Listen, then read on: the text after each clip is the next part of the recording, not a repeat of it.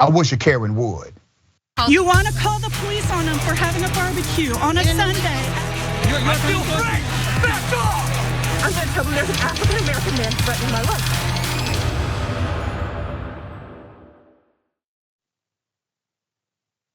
Ship cruise Karen. Let me just take you to the video.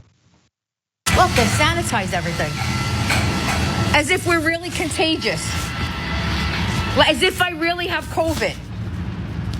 I had COVID 3 months ago. I have high positive antibodies. Oh wait, you're not putting me in no ambulance. You're not putting me in a car until Keith comes down here. Valor, no. I said don't take me out yet until Keith signs the paper. Don't roll me back anymore. Then don't take me down here. I'll jump right off this wheelchair, and if I get hurt, you're gonna be doubly responsible. Put the brakes on right now, because we ain't freaking moving. I'm gonna be in charge of my own fucking life. I'm tired of Royal Caribbean telling me what I gotta do when you're fucking lying to us. They're fucking lying! My grandmother would say, woo, child. Okay, here's the story. She tested positive for COVID-19.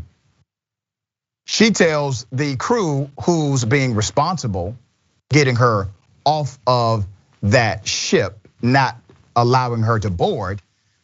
She's telling them she's not going to let Caribbeans tell her what to do.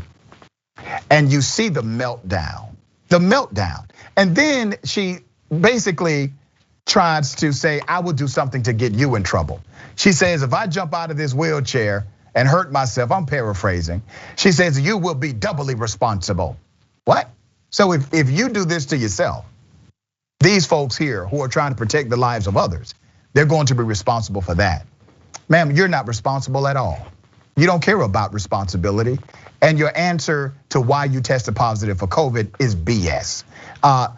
Adrienne, you saw the breakdown. I mean, she definitely lost her ish. What are your thoughts?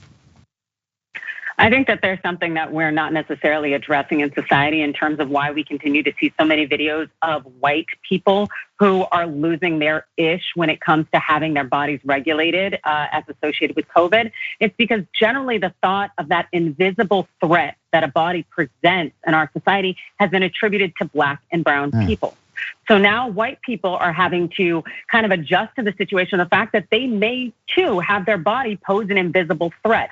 And they don't like that because it's regulating their body. This thought of you can't do something, you can't go somewhere, that you are posing that invisible threat that's always been ascribed to Black and brown people. And so seeing that adjustment play out with these hysterics in public places, it's going to continue to happen until we have more sincere conversations on white privilege and also get people to understand that the threat is equal across the board. And unfortunately, we are all equal individuals and we can regulate one another, which was the circumstance here where you had an individual trying to essentially regulate her body that was posing indeed a threat. Yeah, and it's not even psychologically complex, right? A child exhibits the same action. If a child is used to doing whatever the child wants to do, getting away with whatever the child wants to get away with, as soon as you try to implement a rule, what does the child do? The child rejects it because that is not normative for that child. And that's what's happening with these Karens. These Karens have operated in a system and society that has typically bent over backwards for their proclamations. And now that somebody is actually trying to enforce rules on them that would be enforced on everybody else, they are now crying like 5-year-olds.